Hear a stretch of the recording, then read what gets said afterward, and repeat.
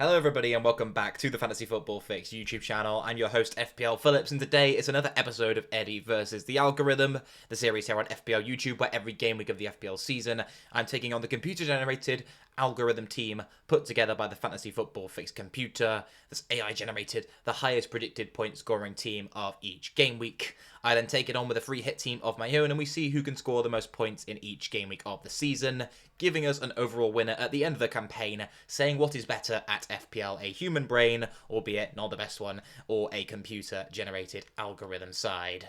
So far, I'm doing pretty well, but Game Week 11, as we all know, was rather disastrous for a lot of managers. Let's see how the two teams did in this game week and what the score is looking like at the end of that, before we get into having a look at the Game Week 12 algorithm team. And the algorithm scored a pretty respectable for this game week, 34 points compared to the average. It wasn't too bad. A lot of points in the midfield, so Han Hee-chan and Bomo and Foden, not highly owned players, but did come through. Gay as well at the back. Archer's 9 points was a little bit disappointing to see down there on the bench. However, overall, a pretty decent outing all in all from the algorithm side. No minus points, no Udogis or anything like that in this side. But my side, on the other hand, didn't have the best time, and you can probably tell from the tone of my voice that I did actually lose to the algorithm last week. 29 points, so I was 5 points behind. Went with that double Wolves defence, which didn't end up paying off. Had one return from Foden in the midfield, just as the algorithms did, but no other returns in there from the attacking front six I decided to go with. In fact, I had Wang Hee-chan down on the bench. The only real thing I got right last game week was to go with Gay and Anderson, who did both keep that clean sheet. Maybe I should have tripled up or just gone with Mitchell instead, because he would have actually won it for me pretty much on his lonesome. That's the kind of game week it was in game week 11. Let's hope game week 12 is better. And with that, let's get into having a look at how the computer-generated team is looking ahead of this upcoming game week.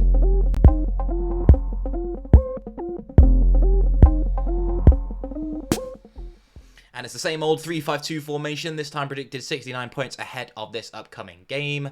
We have 8-3 being the score currently right now, given that the algorithm won last week. It was 8-2, now it's 8-3. Obviously, I'm not going to insult your intelligence. Maybe I have there. Sorry if I have. But yeah, 8-3 is now the score. Let's see who's in goal for the algorithm team this week. It's going to be Sam Johnston, who is actually the goalkeeper I own, and the goalkeeper that I think a lot of managers would be wise to transfer in this week. Maybe if you've wildcarded recently, you've got someone in goal, maybe like a Turner who you'd like to get rid of. I know a lot of people own Turner and Areola, so you could probably just stick with him, of course. But if you've got the funds, 2 free transfers, and nothing else you want to do, and I am seeing teams on Twitter, etc., where there is the possibility of maybe just burning a transfer rather than making a transfer to an outfield position, you could definitely use it on your goalkeeper. That's better than burning a transfer, of course. Don't really need me to tell you that. But Johnston's a keeper who I think you could definitely go for. Crystal Palace are continuing to have some pretty fine defensive form. They've got Eze back now as well, who should give them a boost overall. Obviously more in terms of going forward, but for them as a side in general, that's going to be good, of course. Everton at home is a pretty nice fixture up next for them. Maybe Johnston can keep another clean sheet in that one, because he's been carrying a lot of the bulk of my team for a number of game weeks so far this season already. So the algorithm deciding to go with him this week.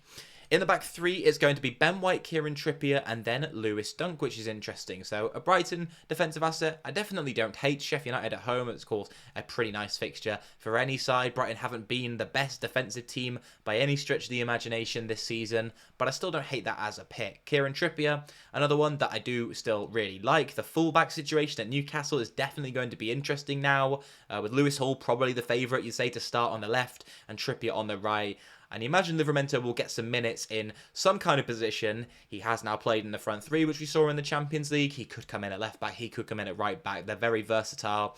As is Trippier, to be fair, could also play over on the left-hand side. So maybe giving it one game week whilst they've got an away game to assess what's going on with the Newcastle defenders could be the play for a lot of us as managers. Wait till they've got a nice home fixture, for example, to bring in whichever of Hall or Livramento is looking safer for minutes, because they're both priced at only 4.3 million at the moment. And with the full Dan Burn on the left-back position, who's been starting most games this season, out for a significant amount of time, you'd think that it's going to be the point to really capitalise and go for one of those cheaper assets.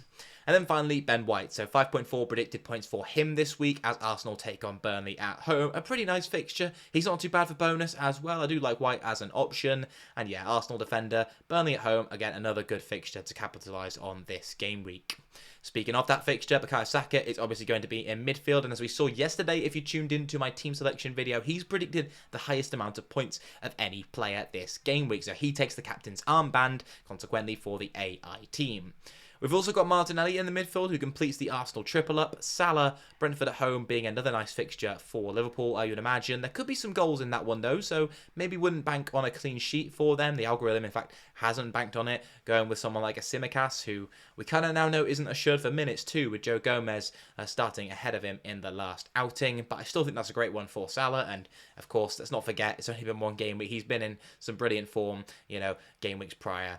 Matoma, Sheffield United at home, a good fixture for him, and Brighton, of course, as we mentioned with Dunk, he's the Brighton midfielder to go for, really. Adingra, I just don't think is safe enough for minutes. There are other options that you could go for, including a forward we're about to see in just a second, but Heung-min Son is the final midfielder. Wolves away, again, another one we kind of discussed with the captaincy slide yesterday, having a look and comparing him, Saka, Salah, and then, of course, the man up front, Erling Haaland, who's in a lot of our teams still. Will he be in this one, though? I don't think the funds are actually there. It is, in fact, going to be Ollie Watkins who comes in alongside that other third Brighton player who is Evan Ferguson. So, don't look like bad options at all this game week. Both lovely, nice home fixtures. Watkins being the only Aston Villa player to make it in surprises me a little bit. And he obviously hasn't scored, the last 2 game weeks now he's gone without scoring. But, of course, let's not forget how good Villa have been at times. Maybe they went through a purple patch. Maybe that's coming to an end. I personally don't think it's that way. I think Emery's got them playing really well, and I can see them bouncing back from what haven't been the strongest outings, at least from Watkins as an individual point of view, and from Villa in general, over the last couple of game weeks. Finally, on the bench, we're seeing Onana, Maguire, Antonio, and Lascelles, so 2 United defensive assets making it in, which is rather interesting. Maguire as an option is one that people could be looking to pick up at the moment. He rotates nicely with other defensive picks, and of course, he's priced very cheap at the moment. He's got that threat from set pieces as well. I think he's been looking a little bit more dangerous from them this season, but still, you can't count your chickens with a defender, centre-back rather, in FPL. And then Antonio from West Ham, it's a bit of a waste of funds ready to have him down on the bench, but yeah, personally, wouldn't be going there. And then Lascelles, who I think is still going to be a pretty good option. Botman, doesn't seem to be any injury updates on him, but it looks like he could be out for a decent length of time. I think Lascelles has been playing rather well too. So him, still priced at 4 million, could be another one to definitely look at bringing in to your sides. Maybe, again, with Hall and Livramento, giving it another week, maybe even another game week after that to see who is the best asset to jump on. Is it worth, the 0.3 million extra to go for Hall or Livramento, whichever turns out to be the best one? Or maybe even bringing in both. If you don't own Trippier, for example, you could go for a Lascelles and a Livramento, or Lascelles and a Hall, which would probably be the most likely combo, I would imagine. But, the Newcastle defence is good, especially at home. However, the fixtures aren't the best in the league, and whilst Trippier is in a lot of teams right now, I don't think I'm going to be in a rush to add in, 2 more defenders into that and end up with a Newcastle triple up all of a sudden, despite how tempting some of these assets are at their low prices. So this team has that predicted 69-point total for this game week. This is the side that I've put together to take it on. You can see we've got Johnston in goal still. I've gone with Livramento and Hall, so I've taken a bit of a gamble and just gone with that this game week to have some fun.